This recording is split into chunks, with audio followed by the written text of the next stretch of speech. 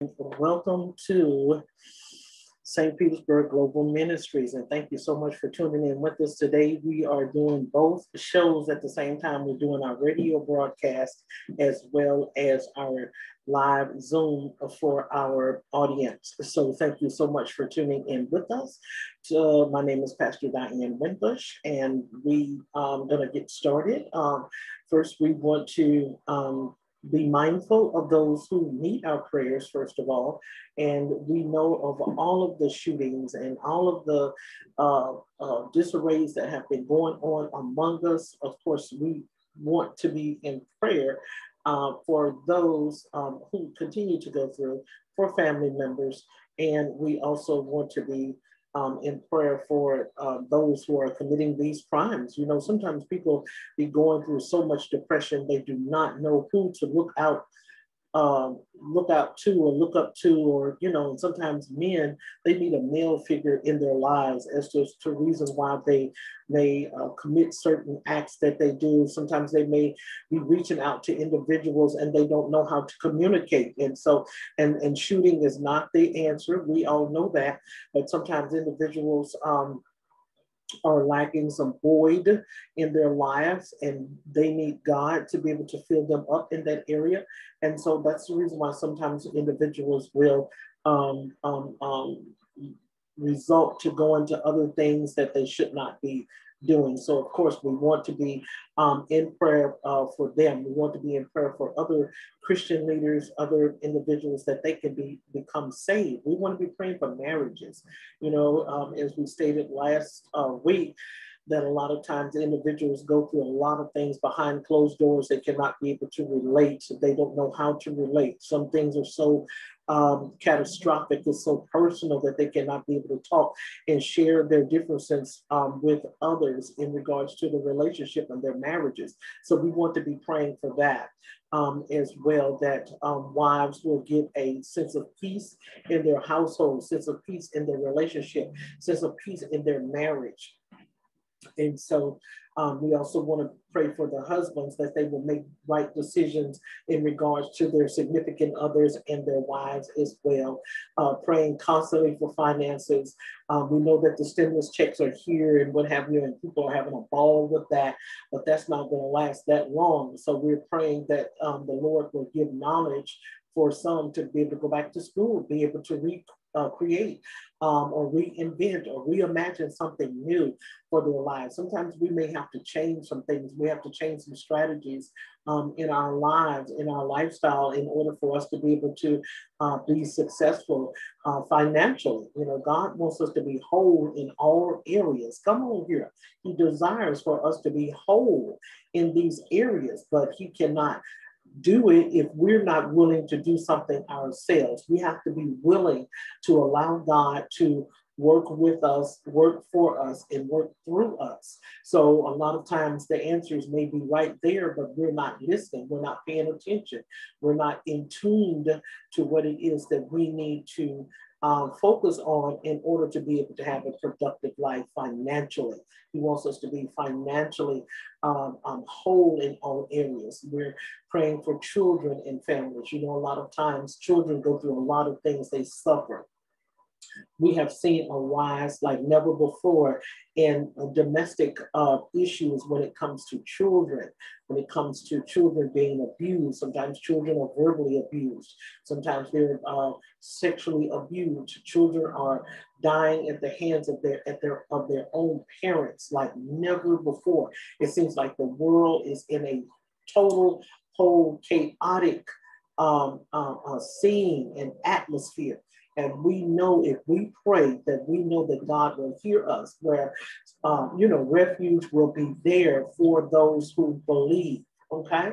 So we want to be praying for the children as well, praying for those that are sick, people that are going up for surgeries today, operations on today, people that are going up for jobs, people are going up for houses. They're looking for approval on applications for homes, apartments. You know, they're looking to advance better and what have you.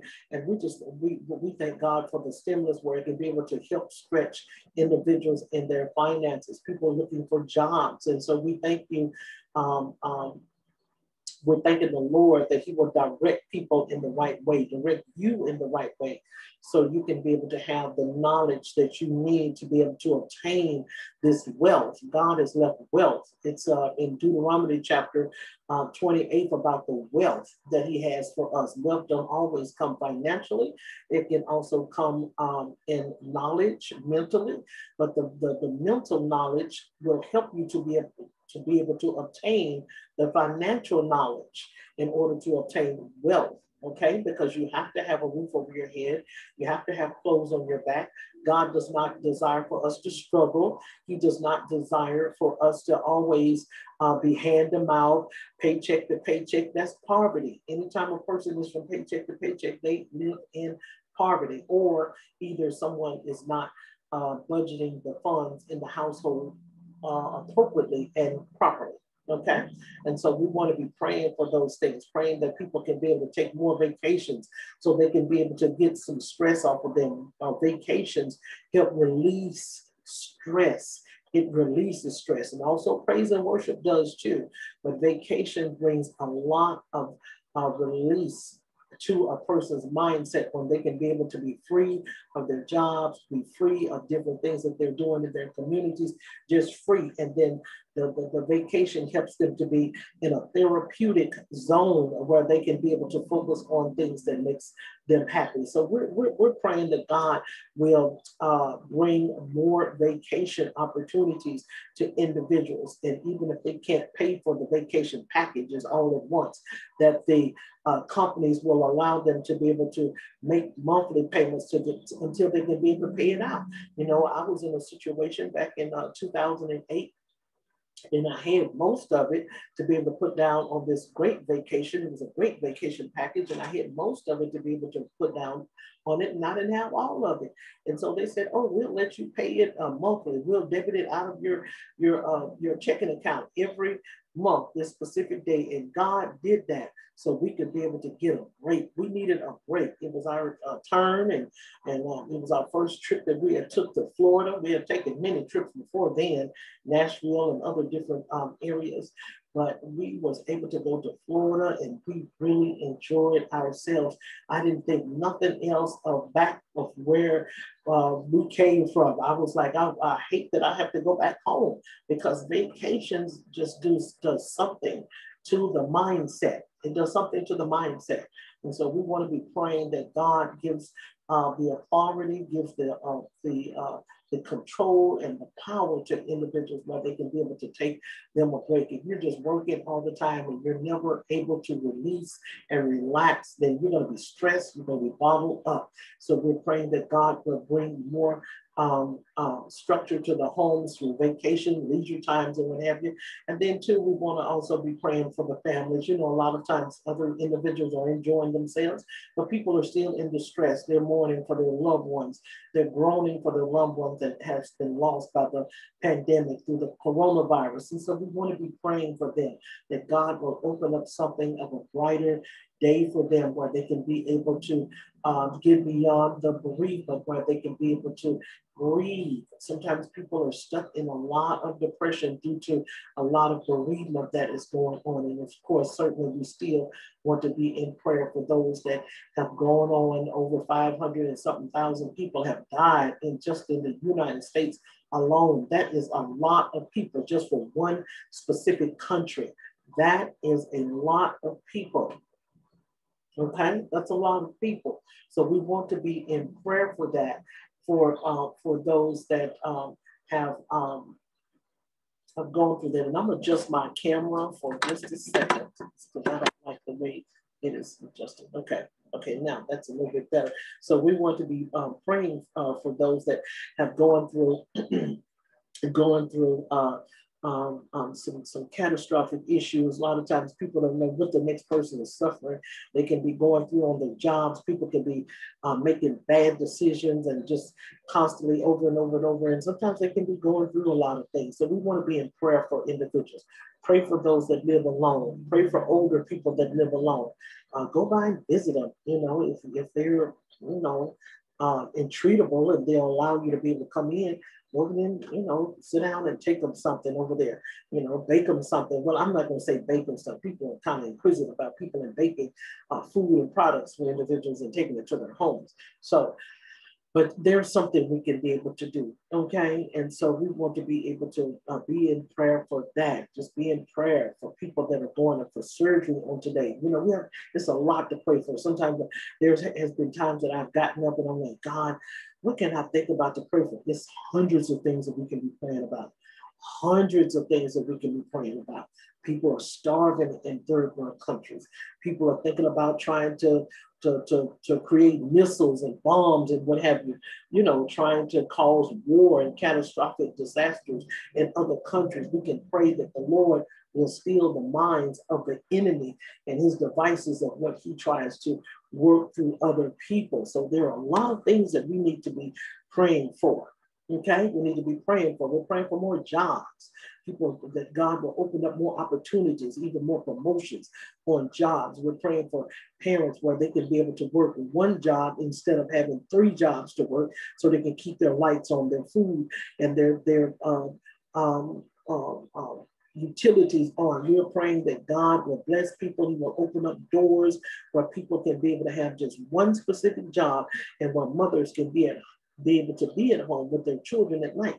That has to be a real big concern to any mother. I'm serious. Any mother that has children and the children are at home, they're studying alone by themselves, and they have to, because the mother has to work 2 or 3 jobs or what have you, or the father has to work 2 or 3 jobs or what have you, and things. We're praying that God will bless mothers where they can be at home in the nighttime, and they can have jobs in the daytime. Okay, you have to pray.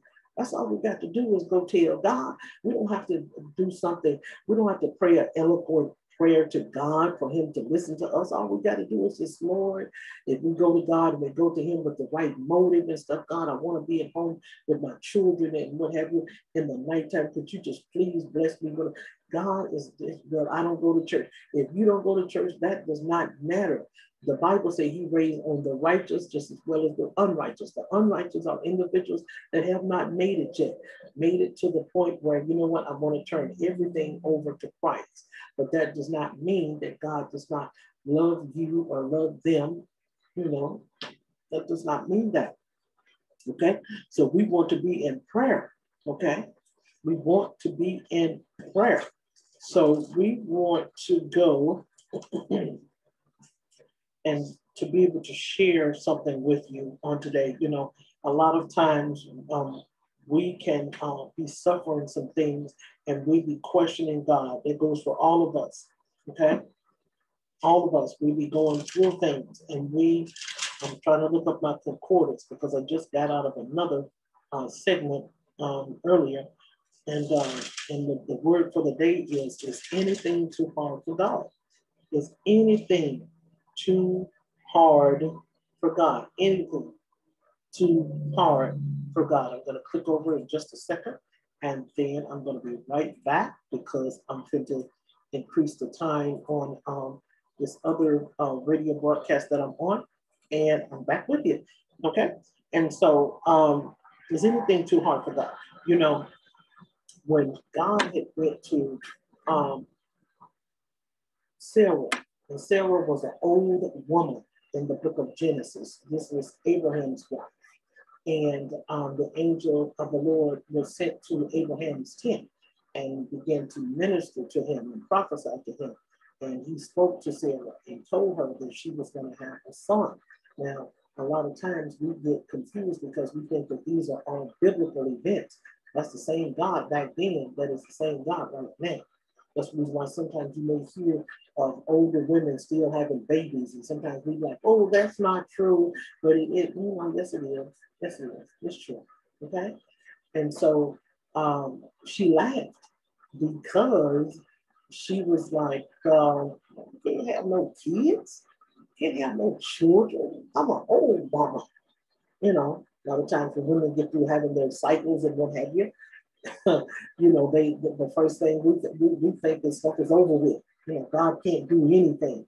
And a lot of mothers today, they are praying for children. They're praying for their wombs to be massaged by the Almighty God so they can be able to produce children for their husband. And sometimes people feel that that will help to be able to keep the ties together in the home. And sometimes mothers just love children, and sometimes fathers, they love their children. Husbands do, and some people just want to have children. So in this instance, Sarah, the angel of the Lord, he spoke to Sarah and was telling her that by this time next year, you will be conceived and have a child. And she was, laughing and what happened. And the angel of the Lord spoke to her and said, is anything too hard for the Lord? Is anything? And a lot of times we get confused because we feel that, well, this is a high mountain. We've never seen this before, or God can't do this, and what happens is God can do anything. He was here before the animals were here. He was here before Adam was here. He created all mankind. He created the grass. He created the sun. There is nothing that God cannot do. Sometimes our faith has to be restored. Sometimes I've gotten into some situations and things, and I'm like, wait a minute, this is too high right here.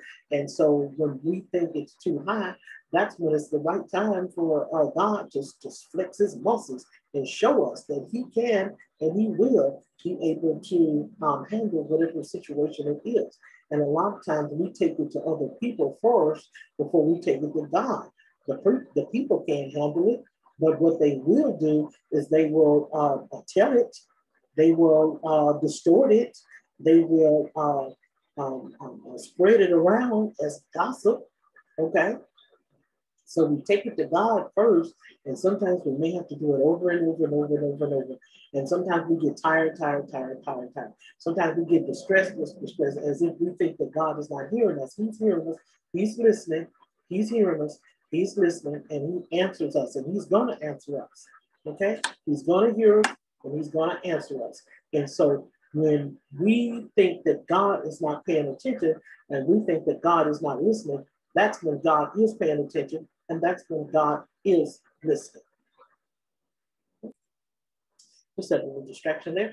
And so that's when we put our flex muscles in there, and we believe God, and we trust God for whatever it is that we are praying for. So is there anything too hard for God? That's the message for us today. Is there anything too hard for God? God can, he's stopping the coronavirus. He's putting that to halt. He's stopping a lot of other things. And so when we think that there is nothing, when we feel that God cannot do it, that's when we need to flex our heels in there and say, guess what? God is. He can, he will. And we have to keep praying. We have to stay on the wall, praying constantly for that thing. And then whatever it is that you're looking for, even if you're looking for a wife, you're looking for something that is better that you already have. If it's something that you're looking for as a job or what have you, looking for a different house, a different location and what have you, you go in with the right motive. Your motives got to be right. God don't get into a junkie type of situation when we want God to be able to go in there and do this because of that, or do this because of this over here. God will and he can. He will and he can. Our motives got to be right. So what do you mean by our motives? We can't go in there and ask God to punish someone, and just because of our own stupidity, we have to, okay, so take for instance, if a mother, if we just got through talking about a mother, if she wants to be on her guards at her house with her children in the daytime, you go in there and you explain it to them and things. Lord, you know my heart. I want to be able to be at home with my children, where I can help them with their homework and what have you. He may not just do it, gleam, gleam, gleam, right then and there, but you will see God manifest that thing right in your face. And next thing you know, that blessing came up on you before you know it. It's been happened. It came up on you, arrived before you know it. God will give you what the desires of your heart is. Okay, Psalms 37. He will give you the desires of your heart. He didn't say, all righteous people and things like that. Our motives got to be right. He'll give it to anybody righteous. Well, I just started this out and things like that. And that's the reason why a lot of times Christian people, that have been saved for a long time should not ever make others that have not been saved for a long time inferior.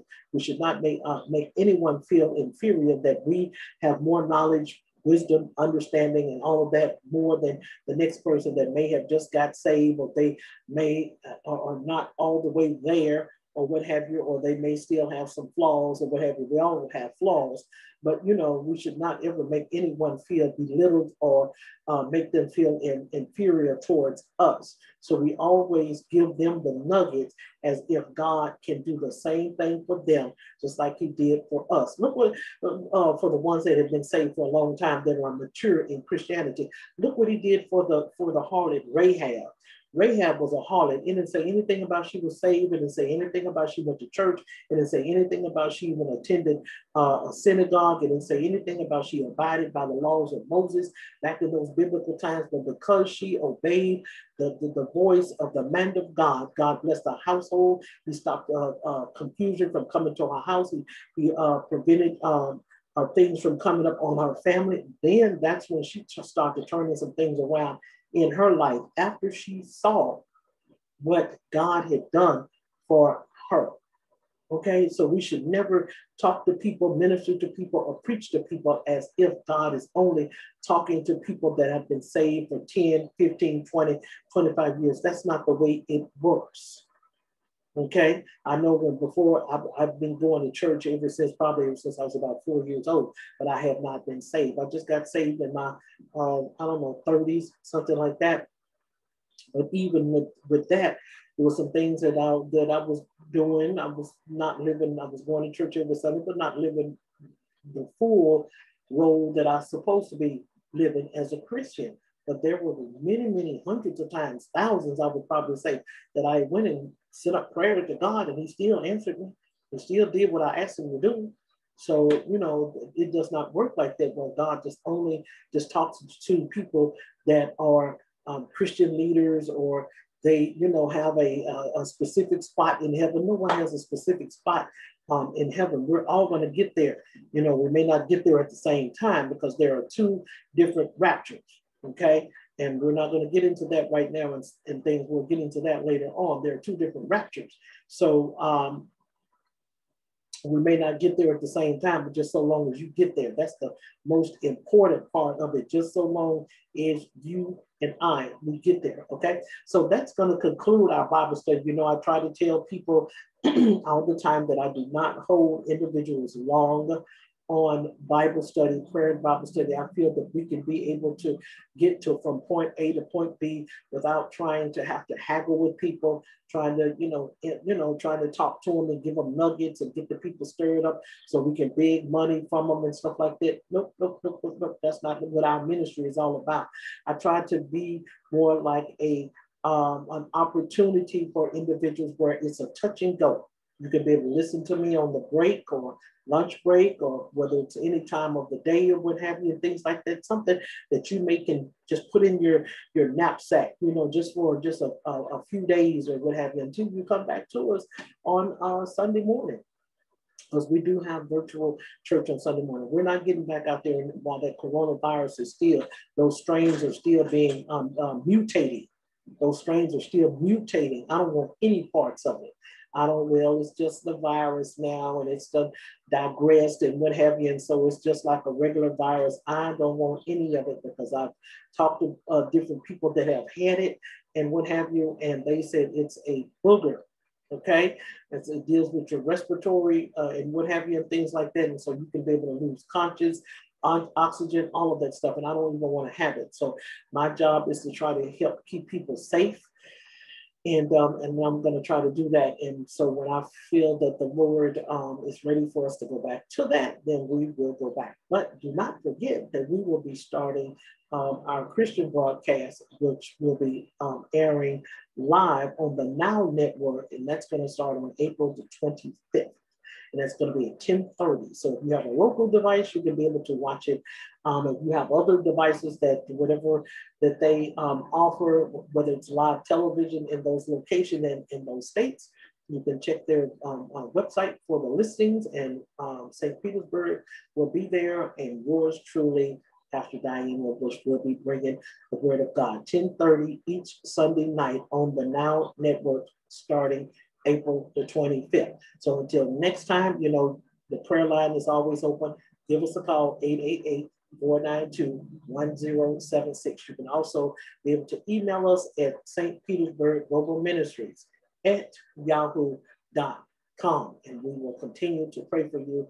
And if there is something that you need to discuss, we have our women's empowerment every third Saturday. I forgot about to mention that.